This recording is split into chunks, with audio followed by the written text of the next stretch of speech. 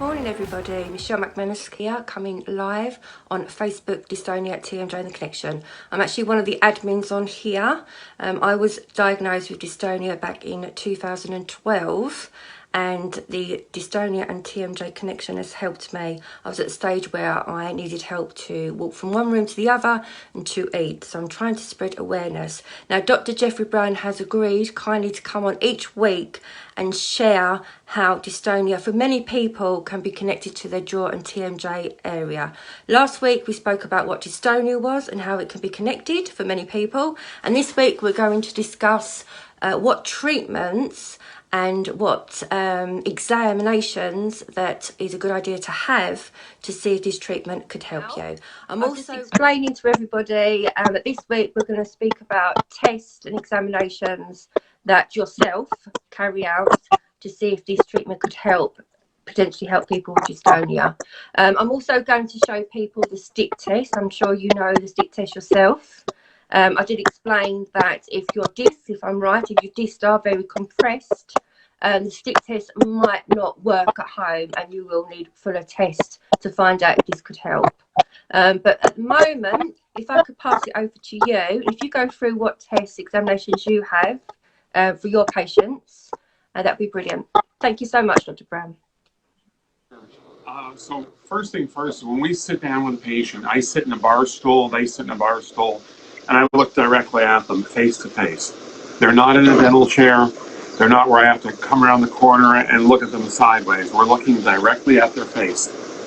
First thing I like to look for is ears, eyes, zygoma, cheek, and the neck. How are things looking? Are they lined up correctly? Are they distorted? If they're distorted, then we already know, like for example, these are the condyles or jaw bones. If they're like that, that will contribute to slip discs. So that's kind of the first thing. Then we check range of motion, how big you can open, side to side. And if you're below 50 millimeters on your opening, we know that the discs are probably out of place, and that's highly contributory as well. So all these are the little things that we look for. Then I do a muscle palpation exam, press around all the muscles, head, neck region, traps, scalings, etc. And if things are tender and sore, again, more than likely we have a slip disc. The imbalances, I think the imbalances to the cranial bones are the big issue here. When those bones are out of place, it really throws the head off like this, and that's the beginning of dystonia, is what I think is happening. And 95% of the time, the discs and the joints are indeed out of place. So that's kind of where it all starts, Michelle. And then we get an MRI, confirming a good baseline, and that helps tremendously in diagnosing what's happening. Okay, so you do a examination of the way someone's facing, their ears, their eyes, the cranial bones, and then from there you do an MRI. Do you do an MRI on everybody, including people who have correct level ears, etc.? Often we do, because a lot of these people come in with popping and clicking of the jaw joints, pain and limited opening. So yeah, 98% of the time I probably run an MRI to be sure what we're dealing with. So many times I am unfortunately quite surprised at the damage that I see. I get people every day that have very mild symptoms, nothing much going on, yet the condyle is actually eroding away and the disc is deformed. We had a couple of those already this week, and we haven't even started Tuesday. So it happens early. I imagine with people with dystonia, I imagine everybody has these issues where their ears and their cranial bones are balanced because of the way that dystonia has changed their body shape. Am I correct? That's correct. You know, once you start off with the head like this, then the neck goes that way, the shoulder goes like that, the back goes out of place. It's all a whole connection of all these events happening, sourced from here in most cases. Now there is scoliosis, of course, which is damage to the whole spinal column. But I'm seeing quite frequently that if we get this lined up better, the cervical spine lines up better, that transfers to the lumbar thoracic regions. So it's kind of interesting how the whole body is definitely connected.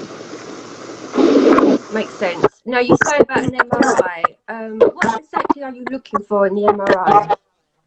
We're looking to figure out where the discs are, Michelle. Now, number one,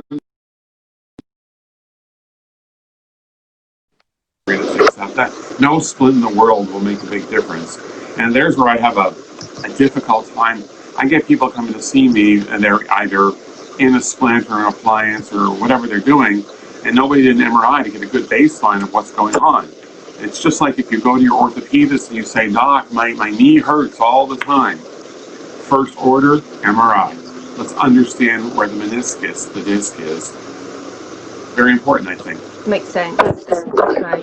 Is there any other tests or examinations you do apart from the MRI? I do a CBCT, cone beam computer tomography, an X-ray, but it's an 18-second scan of the whole head neck system with the cranial bones, the mastoid bones behind the ears, the zygoma bones here, how the jaw relates to the upper cranium, cervical spine. All these things are really important to look at and get a good baseline on. Otherwise, again, you don't know what you're starting with and you don't know where it's all going. And this gives great comparison for a year out. New MRI, new CBCT, and compare. And that way you know if you're getting better internally and if you can document the internal improvements. And I think that's really important, is documentation, where you're going. Everything else is objective. It's like, oh yeah, okay, I feel better, that's wonderful, but are you walking around with damaged discs, perforated discs? And if so, it's a time bomb ticking, waiting to blow up on you any day. So I think you have to document your case as you go through. Makes sense. So this beam, E-beam? CBCT, cone beam computer. Okay. Yeah. I know in Canada they can't do that. Dentists aren't allowed to do it. So if any Canadian dentists are listening, they'll kind of complain and say, well, we're not allowed to do that up here. And again, the government has prevented them from doing that. And I don't. Do you know why? A lot of politics are involved up in Canada. Understand. Not my issues, to tell you the truth. And we would love to have them start doing really great X-rays, but the government has blocked that. Okay. I'm not sure what. So, I think over there you folks can have. I do remember having that, I believe. I did have that done. I do. Now you explain it. It was many years ago, but now you've explained it. I do remember having, and it probably was that, if not something very similar. Good. That's an important thing to do. Every year or so we run that. And if anyone's concerned about radiation, the radiation cost is the same as flying from DC to San Francisco, for example. So stay out of the sun for 6 hours if you're concerned. And that really does. Days like this here in DC, where we've had nothing but rain for day in and day out, you don't have to worry much about that radiation. Yes, you don't get much sun here in the UK either, so. Well, thank you very much, Dr. Brown. Is there anything else you'd like to add before I actually just speak about the stick test? The other thing I do want to add now with dystonia, you've got to know where those discs are before you begin a case. And I think that's the most important thing I would like to get out there to people. Diagnose. Take the time to diagnose the case. If the discs are not out of place, question that. Like one I mentioned last week, the guy from California who I saw the discs were out of place. That's what I saw, but the radiologist didn't know how to spot that. So we took the time and looked at it and figured out, yeah, these discs are really out of place. Then the surgery that he had done proved it definitively. So it's just one of those tricky little things. If you don't get good information, it's so hard to proceed forward. You're just shooting in the dark, and you don't really want to do that with a human being. You want to really take your time and figure things out first. So what should a person see to make sure that they get a good reading of an MRI? What I can do is send you the prescription that we use, no problem at all. And the real hard thing though, Michelle, is even last summer I tried a new radiology service because we had overloaded Novan imaging. I was sending 4 or 5 people a day over there, and we overloaded them. They were booked up for 4 to 6 weeks, so I tried a new service. They couldn't read very well at all, and I don't know why. it wasn't that hard, but I see like 20 patients a day with just these issues. So I see 20 MRIs to look at on a regular basis here. And I think, I guess because I see them all the time, I'm very used to it. Where sees TMJ, shoulder, neck, hips, the whole body all day long.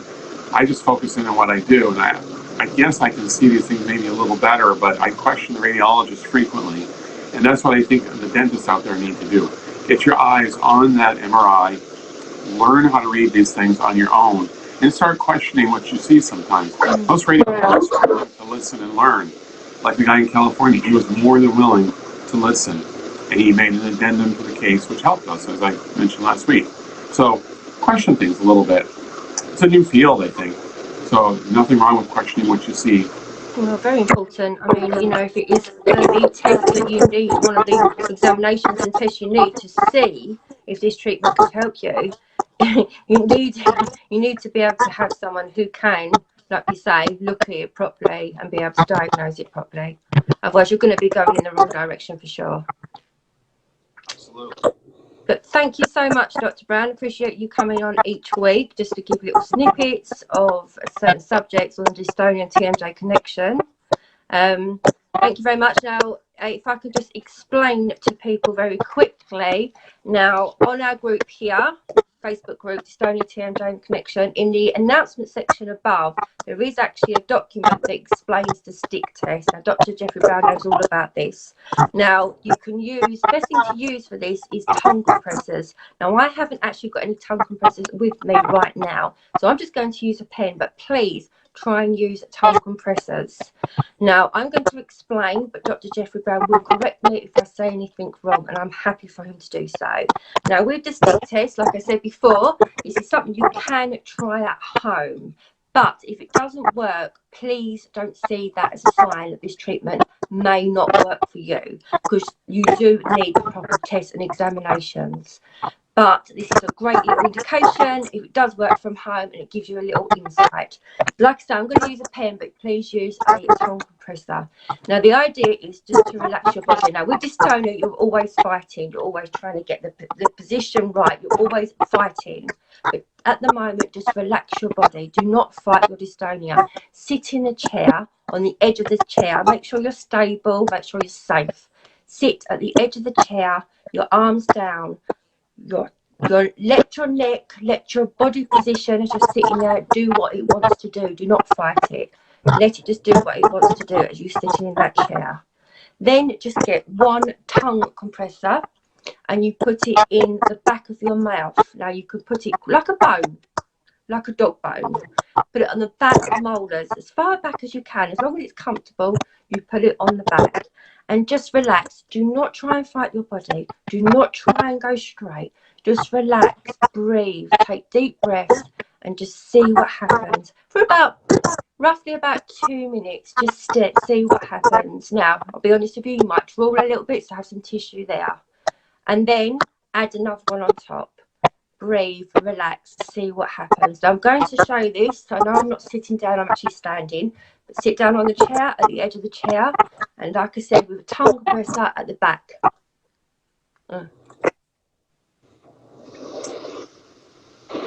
With your eyes shut. There's the tongue compressors. You get them anywhere. You can go online, or you might be able to get them from your local dentist. Exactly, just like that. And then, like Dr. Brown is showing, after a couple of minutes, you add another one. Just relax your.